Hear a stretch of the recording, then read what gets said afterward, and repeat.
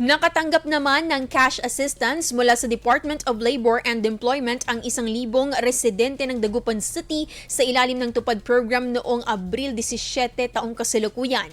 Sa kabuuan, 500 benepisyaryo po ang tumanggap ng tig 5,050 pesos matapos makumpleto ang 10 araw na trabaho, habang ang isa pang 500 residente ay nakatanggap ng tig 10,100 pesos para sa 20 araw na employment matapos mailalim sa profiling.